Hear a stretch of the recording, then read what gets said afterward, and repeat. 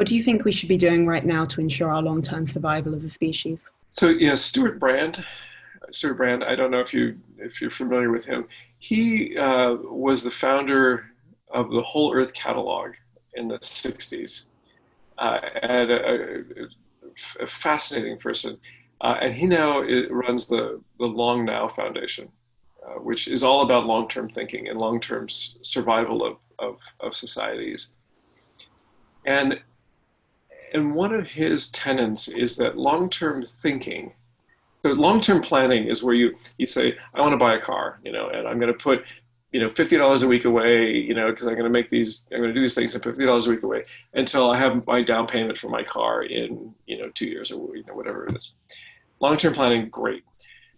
Long-term thinking, though, is really this idea of always keeping as much optionality in the future as you can, because you don't know what the future is going to bring. So what you don't want to do is constrain your future possible options, uh, because you're on some trajectory to get that car or whatever it is.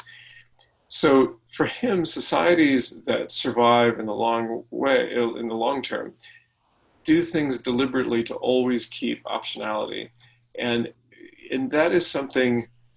And when they fail, it's because whether they knew it or not, they kept doing things. They were kept consuming their future options until finally they didn't. They only had the one path, and then when something external happened, a drought, or they got attacked, or whatever their particular disaster was, they didn't have any options. They only had the one thing that they had left, and that wasn't going to work for them.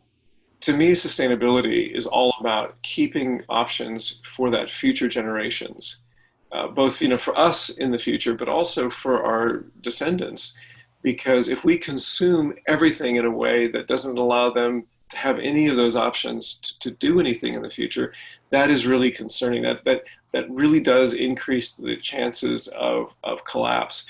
And if we have a societal collapse as deep as we have had historically at different times in different societies, I don't think we can recover this time.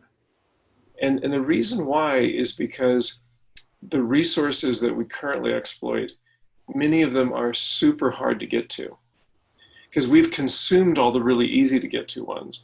And the only way that we can use these resources now is standing on a really tall pyramid of technology and understanding.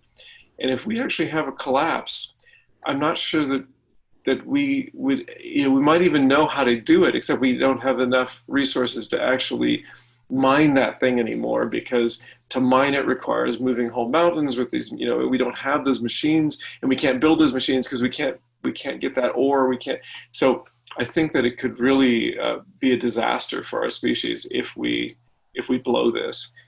And it seems to me the chance that the possibility of blowing it is unusually high in this next 50 years. So I guess, for the long term, we want to increase that optionality. We want to do that by getting into sustainable developments that make so it's possible for future generations to be able to do what they want to do.